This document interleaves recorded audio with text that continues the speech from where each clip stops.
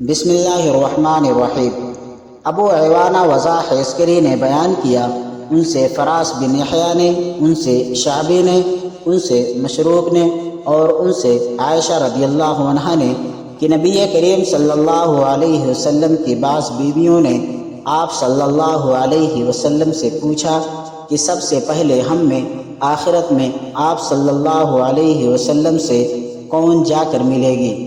تو آپ صلی اللہ علیہ وسلم نے فرمایا، جس کے ہاتھ سب سے زیادہ لمبا ہوگا۔ اب ہم نے لکڑی سے ناپنا شروع کر دیا تو سودا رضی اللہ عنہا سب سے لمبے والی ہاتھ نکلی۔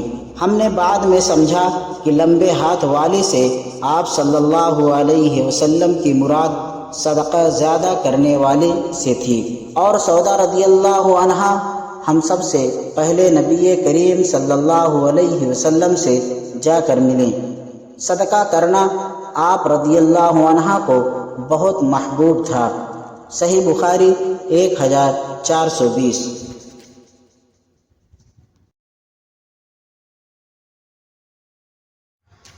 بسم اللہ الرحمن الرحیم۔ ابو زناد نے بیان کیا، ان سے اعرج نے اور ان سے ابو ہریرہ رضی اللہ عنہ نے کہ رسول اللہ صلی اللہ علیہ وسلم نے فرمایا کہ ایک شخص نے بنی اسرائیل میں سے کہا کہ مجھے ضرور صدقہ آج رات دینا ہے، چنانچہ وہ اپنا صدقہ لے کر نکلا اور ناواقفی سے ایک چور کے ہاتھ میں رکھ دیا۔ صبح ہوئی تو لوگوں نے کہنا شروع کیا کہ آج رات کسی نے چور کو صدقہ دے دیا۔ اس شخص نے کہا کہ اے اللہ، تمام تعریفیں تیرے لیے ہی ہے، آج رات میں پھر ضرور صدقہ کروں گا۔ چنانچہ وہ دوبارہ صدقہ لے کر نکلا اور اس مرتبہ ایک فاحشہ کے ہاتھ میں دے دیا۔ جب صبح ہوئی تو پھر لوگوں میں چرچا ہوا کہ آج رات کسی نے فاحشہ عورت کو صدقہ دے دیا۔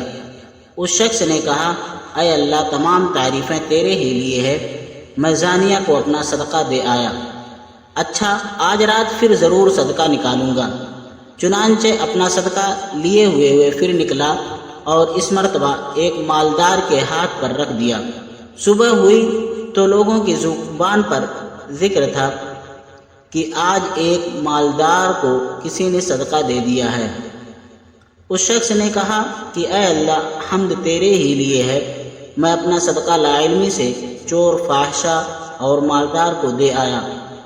اللہ تعالیٰ کی طرف سے بتایا گیا کہ جہاں تک چور کے ہاتھ میں صدقہ چلے جانے کا سوال ہے تو اس میں اس کا بھی امکان ہے کہ وہ چوری سے رک جائے۔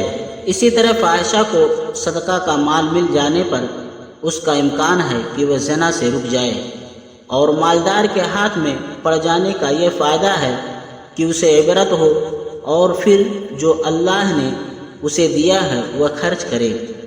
صحیح بخاری حدیث نمبر 1421۔